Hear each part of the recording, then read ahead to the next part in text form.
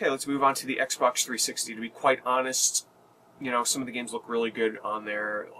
I'm not going to be buying the Gears of War games. Maybe Assassin's Creed, I don't know. Halo 4, maybe.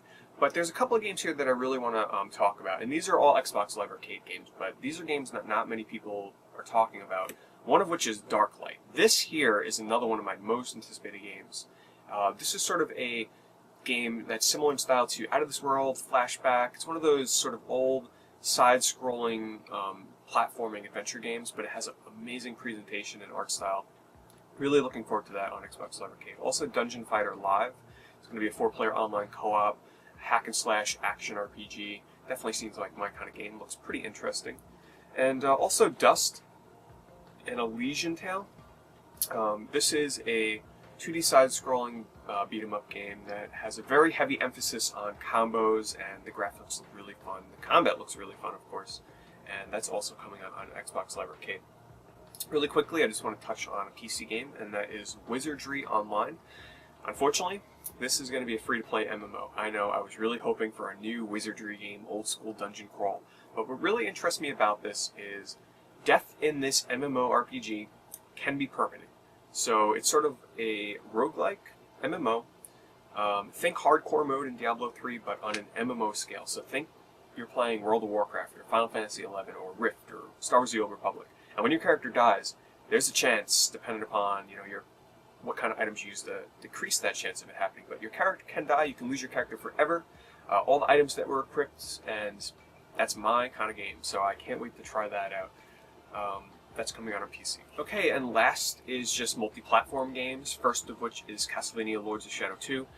From what I can find, they only showed off a new trailer, but I was a big fan of Castlevania Lords of Shadow on the Xbox 360, which was also on the PS3. I know some people kind of didn't like that game because they didn't think it was like Castlevania, but I thought it was a really excellent action-adventure game, so I'm definitely looking forward to the sequel, and the trailer looks really good. Guardians of Middle-earth. This is going to be a downloadable game for Xbox 360 and PlayStation 3, and it's going to be in style of the MOBA kind of game. So League of Legends, Heroes of New Earth, stuff like that. Except this is going to be a console game, not a PC game. I think it's exclusive to the consoles. It could be on the PC. I'm not quite sure, but if it does anything like what Battle for Middle-earth 2 did for the consoles, where you take an RTS and you put it on the consoles with really good control scheme. If they can do that and adapt the MOBA engine into a console game, I'm all for it. So, and for those of you that don't know what MOBA is, it's sort of like 5-on-5 battle arena games where you're in an arena, you just battle other heroes. So let's say you have like Aragorn, Legolas, Smeagol, all the characters from Lord of the Rings, and they come and battle together in sort of this third-person top-down battle arena game. So definitely looking forward to that. It'll sort of be my first introduction to that style of games. Sonic All-Stars Racing Transformed. They showed off a new trailer, of course, the gameplay and everything. It looks like it's going to be a really fun game. I'm a huge fan, as you guys know, of the original All-Star Racing. One game that took a lot of people by surprise. This game kind of exceeded my expectations of when South Park Stick of Truth was first announced, and they were like, we're making a South Park RPG. I had all these thoughts in my head, I used to watch South Park when I was younger. I don't really anymore, but I respect these series, and I think it's, worthy of how long it's been running. But I had all these thoughts in my head of what a South Park RPG would look like. Because as we know, South Park games in the past have not been the best of games. But when they showed off the gameplay or the trailer for Stick of Truth, it looked like an episode of South Park. And the battles, the turn-based battles, still look like an episode of South Park. It looks amazing. I think this game has caught a lot of people's attention, and I can't wait to play it. This is another one of my most anticipated games, and that's Star Wars 1313. This is going to be a third-person action shooter. It looks to play pretty similar to, say, I don't know, Uncharted, maybe? I don't know, that's just a way, or Gears of War. Your typical third-person shooter, but it looks amazing. You actually play as a bounty hunter, and the name 1313 comes from, on Coruscant, there's like thousands of floors to this one area in the world.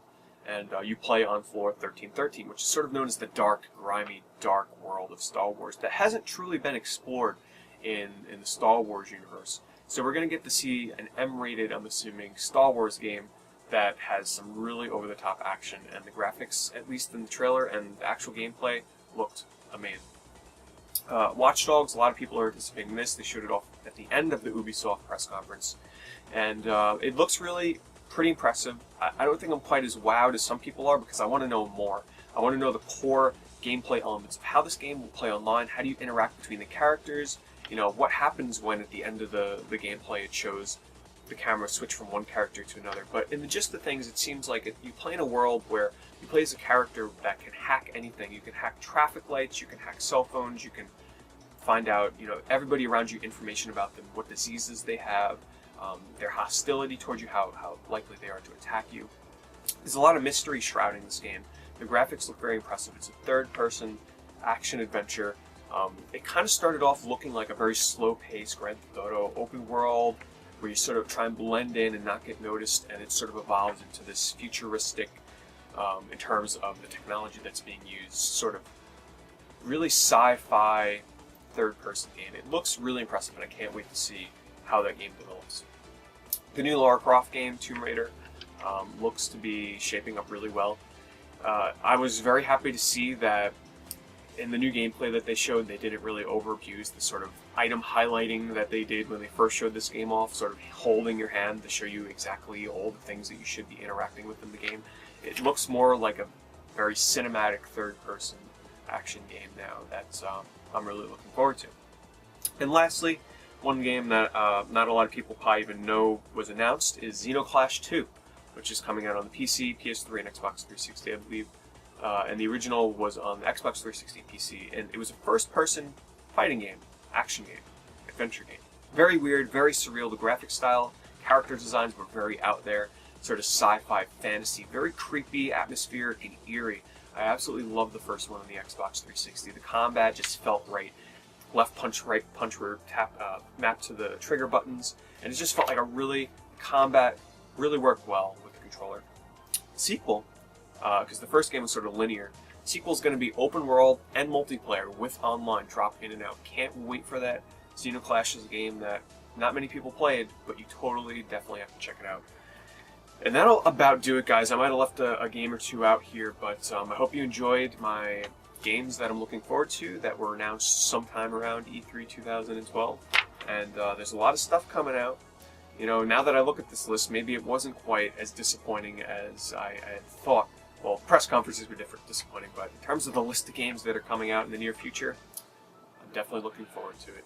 So anyway, guys, thanks for watching.